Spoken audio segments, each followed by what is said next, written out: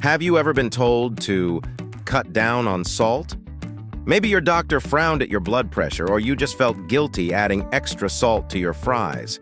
Salt has been labeled everything from the White Death to the reason your grandma's ankles swell. But here's the twist. Salt might not actually be the villain we've been led to believe. Salt, the stuff that flavors our fries, might be misunderstood. So, is salt really something to fear, or just something to use responsibly? Let's find out right here on History of Food.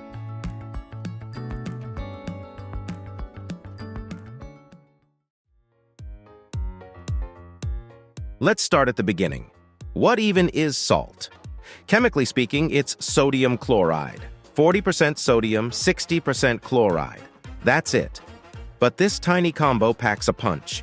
Humans actually need salt to survive. Sodium helps control fluid balance, muscle function, and nerve signals. Without enough of it, you'd basically malfunction. Think cramps, dizziness, and confusion. Not what you need on a Monday.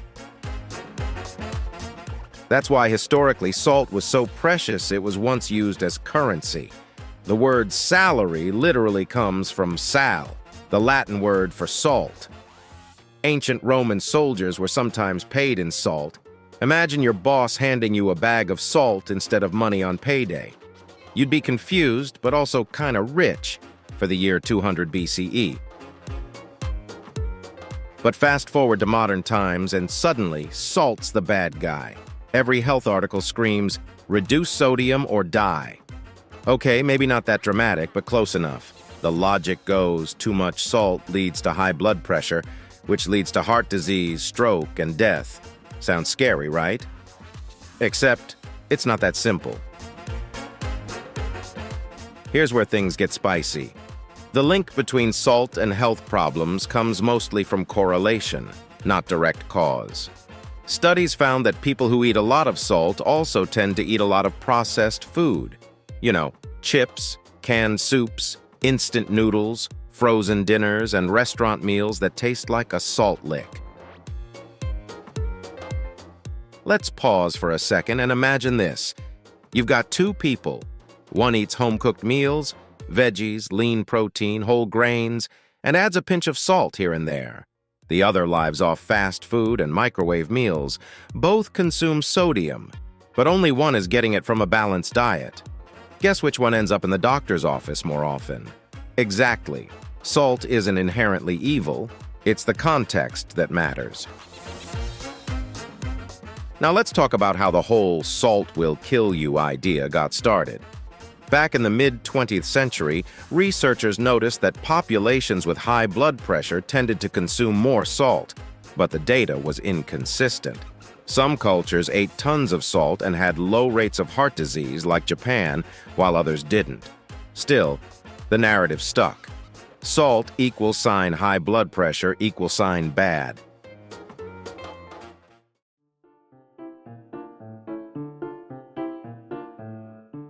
Governments and health organizations quickly urged everyone to eat less sodium, but those guidelines were based on limited research. New studies now suggest it's a Goldilocks situation. Too much salt can raise blood pressure, but too little can cause fatigue, hormonal issues, and even insulin resistance. In short, your body's saying, I need some salt to function, stop treating it like poison. Now, before you run off to drown your dinner in soy sauce, let's not swing too far the other way. There is truth to the fact that too much sodium, especially from processed foods, can raise blood pressure in certain people. This effect is stronger in those who are salt-sensitive, often linked to genetics, age, or certain health conditions. But for the average healthy person, a little extra pinch on your pasta won't send you to the ER. The real issue is that most of us have no idea how much hidden salt we're actually eating. A single fast food meal can blow past your daily limit without you even touching the shaker. And don't be fooled by the low sodium labels either. When companies cut salt, they often sneak in sugar or additives to make up for the flavor. Let's clear up a couple of myths. Sea salt isn't healthier than table salt. Both are mostly sodium chloride, and those extra minerals in sea salt are too tiny to matter. It's more about texture and marketing, though it does make avocado toast feel fancy. And Himalayan pink salt doesn't detox your body. It's pink because of trace minerals like iron, not magic. Your kidneys and liver already handle detoxing, and they couldn't care less what color your salt is. Here's the fun part. Not all salt is just for taste. Salt plays huge roles in cooking and food science. It preserves, enhances flavor, and even changes textures. Or boil pasta in unsalted water. You'll wonder why your noodles taste like sadness. Salt doesn't just make food salty, it makes flavors pop. It balances bitterness, brings out sweetness, and adds depth. Let's also appreciate how global salt culture is. In Japan, salt is sprinkled during sumo rituals to purify the ring. In some African tribes, salt is a symbol of friendship and loyalty. In ancient China, controlling salt production was a sign of power. Entire wars were fought over it. And today, it's still the most universal seasoning, found in nearly every cuisine on Earth.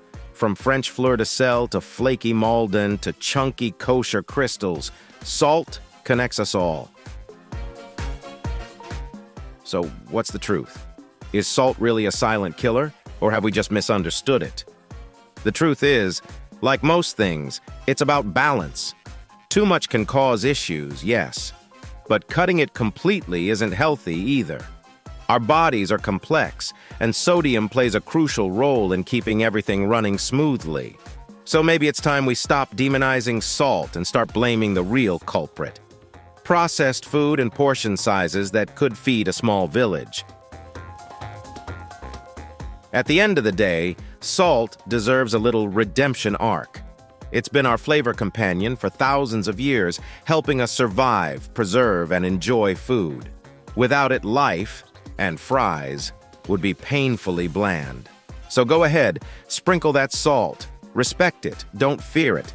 Because like most good things in life, it's all about moderation. Because honestly, life's too short for bland food. If you enjoyed this video, please check out our other bingeable channels. Thank you for watching.